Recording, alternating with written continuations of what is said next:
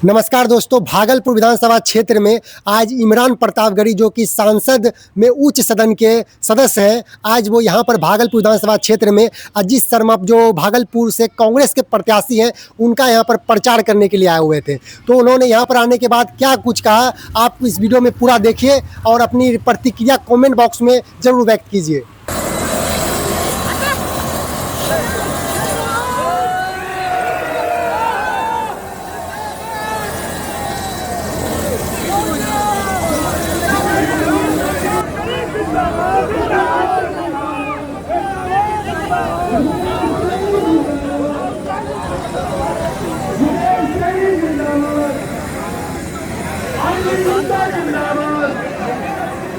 अजीत शर्मा जिंदाबाद। और बड़ी तादाद में आप इस दोपहरी में सुबह सुबह, ये ऐसी दोपहरी है जो सुबह के 11:30 बजे भी धूप तेज है और इस धूप में भी आप खड़े हैं। नया पाने की चाहत में पुराना छूट जाता है, नया पाने की चाहत में पुराना छूट जाता है। तुझे अपनाऊं तो मुझसे जमाना रूठ जाता है। मोहब्बत पढ़ने लिखने में बहुत आसान है, लेकिन मोहब्बत को निभाने में पसीना छूट जाता है। भागलपुर वालों, आने वाली 11 तारीख को आपको न सिर्फ भागलपुर के बल्कि बिहार के भी मुस्तकबिल का फैसला करना है।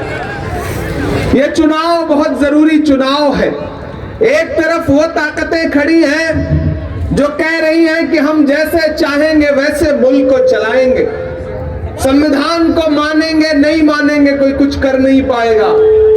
एक तरफ वो ताकतें खड़ी हैं जो कह रही हैं कि हम अपनी मर्जी से डॉक्टर बाबा साहब अंबेडकर के संविधान में अमेंडमेंट करते रहेंगे, और एक तरफ राहुल गांधी नाम की वो ताकत खड़ी है जो ये कह रही है कि नहीं, मुल्क संविधान से चलेगा, जमहूरियत से चलेगा, किसी की तानाशाही से नहीं चलेगा।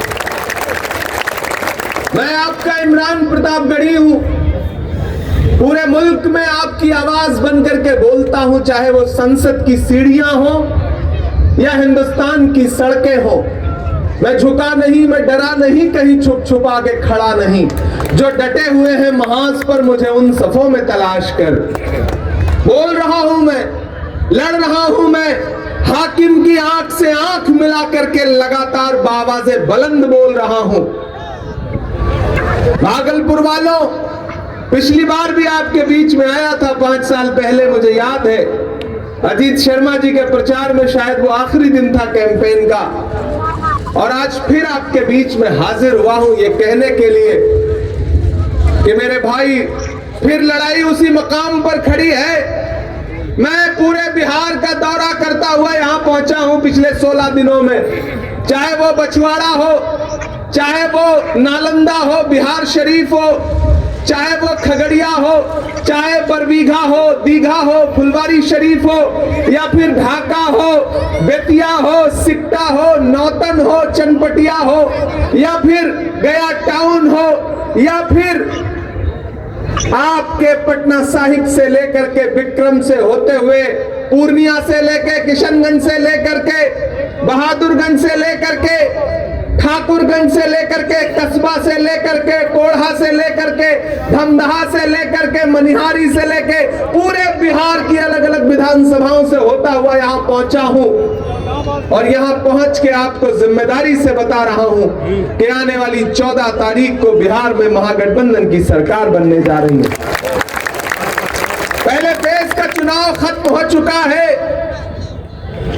भाजपा और उनके दोस्तों के चेहरे पर हवाइयां उड़ रही हैं। ये टीवी चैनल वाले आपको कुछ भी दिखाएं, लेकिन जमीनी सच्चाई वही है जो इमरान प्रतापगढ़ी बता रहा है। ये दिल्ली में अपने एसी कमरे में बैठे हुए एंकर बिहार के चुनाव को आपको नहीं समझा पाएंगे। बिहार वो बिहार है जो उड़ती हुई चिड़िया के पर पहचानता है। अगर दिल्ली में बैठे हुए गुजरात के व्यापारियों को यह लगता है कि वो बिहार को अपने हिसाब से चलाएंगे, रिमोट से चलाएंगे, तो उन्हें बताने का वक्त आ गया है कि बिहार को गुजरात के व्यापारी नहीं बल्कि बिहारी चलाएंगे। ये बताने का वक्त आ गया है साथियों। अदावत है, सियासत है, परिंदा है, शिकारी है।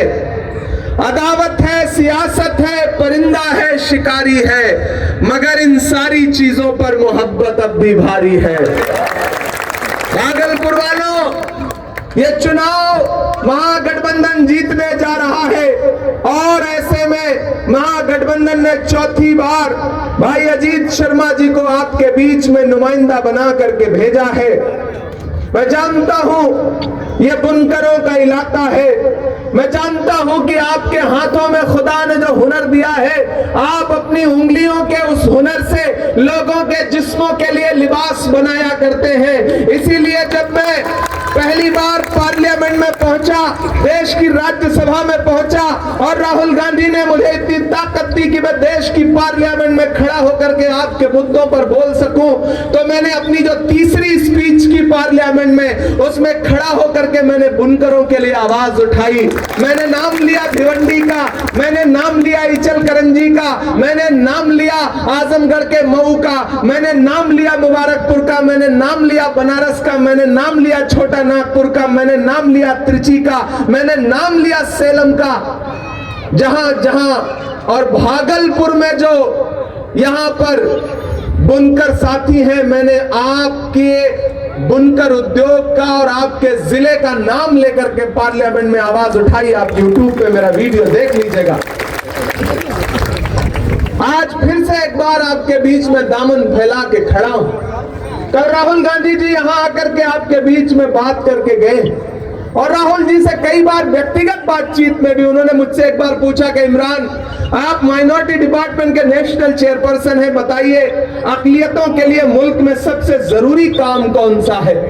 तो मैंने उनसे एक बात कही कि सर, इस सरकार ने बहुत प्लान करके जो छोटे छोटे उद्योग थे, कल कारखाने थे, उनको बर्बाद करने की साजिश की है। चाहे वो बुनकरों का काम हो, चाहे वो सहारनपुर का लकड़ी का काम हो, अलीगढ़ का ताले का काम हो, मुरादाबाद के पीतल का काम हो, जहां आपके हाथों में हुनर था और जहां आपको हुकूमतों के आगे हाथ नहीं फैलाना पड़ता था, आप अपने पसीने की कमाई से अपने बच्चों के लिए रोटी कमाते थे, उन तमाम उद्योगों को साजिश के बर्बाद करने का काम किया है मौजूदा सरकार ने। तो मैंने कहा, जिस दिन सरकार बनती है, सबसे पहला काम करना है कि राज्य में, सूबों में जो जिन जिन जिलों में बुनकर साथी रहते हैं, उनके लिए हमें एक पॉलिसी बनानी पड़ेगी। जैसे यूपीए ने सब्सिडी दी थी, वैसे स्टेट लेवल पर भी सब्सिडी देनी पड़ेगी। तो राहुल जी ने मुझसे वादा किया कि इमरान, बिहार का चुनाव आ रहा है, महागठबंधन की सरकार बनने जा रही है, सरकार बनने दो, मुझे एक रोड मैप बना के दो, बुनकर के साथियों से मिलो, बुनकर जो हमारे साथी हैं उनसे बातचीत करो और उसके बाद वो पॉलिसी बना के मुझे दो। मैं कोशिश करूंगा कि सरकार बनी तो उस पॉलिसी को लागू कराया जाए। सरकार कैसे बनेगी? सरकार तब बनेगी जब आप अपना एक एक वोट लेकर के भागलपुर वालों निकलोगे और हाथ छाप का बटन दबा करके भाई अजीत शर्मा जी को जिता करके असेंबली पहुंचाओगे। ईवीएम में किस नंबर पे है? मतलब पहले से ही एक नंबर पे है। अब जब पहले से ही एक नंबर पर है, मतलब ऊपर वाले ने पहले से ही एक नंबर पर रख दिया है। तो जब पहले से ईवीएम में रख दिया है तो गिनती में तो फिर एक नंबर पे रहना ही है।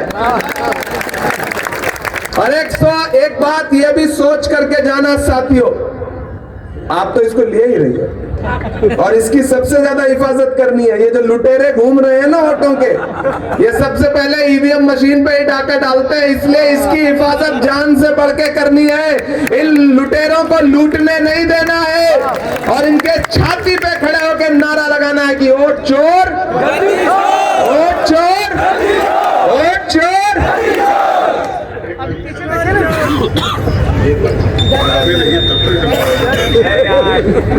देखिए अजीत शर्मा जी कह रहे हैं लोगों को ये समझा दीजिए कि पहले बटनियां जब दाबे ना और ललकई लाइट जले तो आवाज करेगी चू से, तो तब तक दबाए रहिए जब बगल में एक बॉक्स रखा रहेगा उसमें पर्ची ना निकल जाए। हालांकि हमको पता है आप समझदार लोग हैं, आपको पता है कहां से पर्ची निकालना है और कहां से आवाज निकालना है। आप बहुत समझदार लोग हैं, मुझको ये बात पता है। तो आपसे ये गुजारिश कर रहा हूं साथियों, हम मिसरे भी पढ़ देंगे भाई, थोड़ी हम कहां भागे जा रहे हैं। आज दिन में 8 सभाएं लगी हुई है।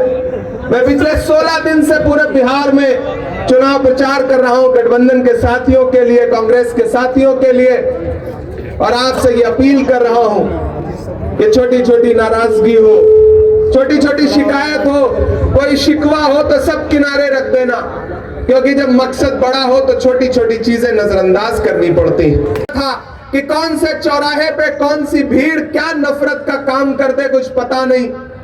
ऐसे में याद करो 7 सितंबर 2022 की वो सुबह, जब कन्याकुमारी में समंदर के साहिल पर खड़ा होकर के एक शख्स कह रहा था कि मैं कन्याकुमारी से कश्मीर तक 4000 किलोमीटर पैदल चलूंगा, बस एक नारा लगाऊंगा, नफरत छोड़ो भारत जोड़ो, नफरत छोड़ो भारत जोड़ो। मुझे नफरत के बाजार में मोहब्बत की दुकान खोलनी है। मैं चला हूं शख्स के साथ, भाई अजीत शर्मा जी चले हैं उस शख्स के साथ, आपके परवेज भाई चले हैं उस शख्स के साथ। जब मैं राहुल गांधी के साथ पैदल चलता था तो मुझसे मीडिया के साथी कहते थे कि इमरान साहब आप सांसद बाद में हैं, शायर पहले हैं, आप राहुल गांधी के कंधे से कंधा मिलाकर चल रहे हैं, बताइए क्या कहिएगा। तब मैं कहता था कि जो हर जालिम से टकराएगी वो आंधी बनाऊंगा, जो हर जालिम से टकराएगी वो आंधी बनाऊंगा, नए अंग्रेज आए हैं नया गांधी बनाऊंगा। वो नया गांधी जो इस मुल्क में आपकी इज्जतों की हिफाजत के लिए नफरतों के खिलाफ लड़ रहा है, उसका नाम राहुल गांधी है। तो भागलपुर वालों, आप तो इस बात पर ईमान रखते हो ना कि मजदूर का पसीना सूखने से पहले उसकी मजदूरी उसे दे दी जाए, रखते हो ना इस बात पर ईमान? मैं रखता हूं, क्योंकि ये हमारे आका का कौल है कि मजदूर का पसीना सूखने से पहले उसकी मजदूरी उसे दे दी जाए। तो भागलपुर वालों, मैंने देखा है राहुल गांधी के पैर के छाले, मैंने देखे हैं राहुल गांधी के माथे का बहता हुआ पसीना। मैं आप सबसे राहुल गांधी की मजदूरी मांगने के लिए आया हूं, और वो मजदूरी ये है कि राहुल गांधी ने अजीत शर्मा जी को नुमाइंदा बना करके आपके बीच में भेजा है। 11 तारीख को घरों से बाहर निकलिए, हाथ के पंजे के सामने वाला एक एक बटन दबा करके भाई अजीत शर्मा को फिर से असेंबली पहुंचाने का काम करिए। चौथी बार चौका लगाने का वक्त है। बॉल फुलटास आएगी, बल्ला हाथ में रखिए और सीधे चौका मारिए, हाथ के पंजे के सामने वाला बटन दबाएंगे, गेंद बाउंड्री के पार चली जाएगी, याद रखिएगा। और सरकार जा रही है, उसका सबूत यह है कि पटना में मोदी जी ने रोड शो किया, नीतीश कुमार को अपने साथ गाड़ी में खड़ा भी नहीं किया। हमसे मीडिया के लोगों ने कहा नीतीश जी के बारे में क्या कहेंगे। मैंने कहा मैं जब से बिहार आया हूं भोजपुरी का एक गाना सुन रहा हूं कि छन छन बदले तोरे मिजाज रजहू, दगाबाज रजहू, धोखेबाज रजहू। ये गाना तो नीतीश जी के लिए ही बना है। तो उन्होंने कहा कि क्या नीतीश जी जाने वाले? मैंने कहा ये बात की गवाही तो खुद नरेंद्र मोदी जी दे रहे हैं कि पटना में रोड शो किया, मुख्यमंत्री पटना में मौजूद थे और उनको अपनी गाड़ी में नहीं बैठाया। इससे पता चला कि भाजपा जेडीयू को निपटा रही है, जेडीयू चिराग को निपटा रही है, और चिराग कह रहे हैं कि हम अपनी रोशनी किसी भी कीमत पर नीतीश कुमार को नहीं देंगे। उनकी आपसी सर फुटअव्वल इतनी है, इसलिए कह रहा हूं महागठबंधन आएगा तो नौकरियां मिलेंगी, महागठबंधन आएगा तो मेरी माँ बहनों आपके अकाउंट में 14 जनवरी से पहले 2 महीने के अंदर एक एक औरत के अकाउंट में 30,000 रुपया देने का काम करेगा महागठबंधन। माई बहन मान योजना, 200 यूनिट बिजली फ्री। और यहां भागलपुर में खड़ा होकर के आपसे एक वादा करता हूं अजीत भाई, और ये काम हम दोनों को मिलकर करना है। कि बुनकरों के लिए बिजली में स्पेशल सब्सिडी के लिए काम करना है। ये कोशिश सरकार से करवानी है और ये मैं जबान देता हूं कि मैं इस चीज के लिए राहुल गांधी जी से आपके सामने प्रपोजल रखूंगा। भागलपुर के बुनकरों के एक डेलीगेशन को लेकर चलूंगा, राहुल गांधी जी से मिलाऊंगा। सरकार बनी तो बिजली में बुनकरों को अलग से सब्सिडी देने का काम किया जाएगा, ये भरोसा आपको दिलाता हूं साथियों। यहाँ सभी समाज के साथी खड़े, निषाद समाज, महलदार परिवार को एकजुट होकर वोट देना है। हाँ, दोनों लोगों के बारे में बोल रहा हूं मैं। पूरा बिहार का इतिहास भूगोल सब समझ चुका हूं। मैं भी आजकल आधा बिहारी हो गया हूं, और आधा नहीं बल्कि पूरा हो गया हूं। मैं आया तो मीडिया के एक साथी ने उस दिन एयरपोर्ट पे कहा, आप बिहार आए हैं इमरान जी, क्या कहेंगे? मैंने कहा मैं गुजरात से थोड़ी बिहार आया हूँ, यूपी और बिहार तो एक ही है। मैं अपने घर से अपने घर में आया हूँ, ये मेरा घर है। मैं बिहार को और खास तौर पर भागलपुर को अपना घर मानता हूं। मैं तो महज शायर था। आपने किन्हीं लम्हों पे मुसल्लों पे बैठ के मेरे लिए दुआ कर दी कि खुदा ने हाथ पकड़ करके मुझे पहुंचा दिया देश की पार्लियामेंट में। ये तो आपकी दुआओं का सदका है। और अब तो मैं वहां भी खड़ा होकर चौकीदार से पूछता हूं कि भैया, आपने तो कहा था बहुत हुई महंगाई की मार अब की बार मोदी सरकार, तो ये बताओ कि पेट्रोल 58 रुपए से 106 रुपए कैसे पहुंच गया? ये बताओ कि कफन तक पर जीएसटी कैसे लगा दी?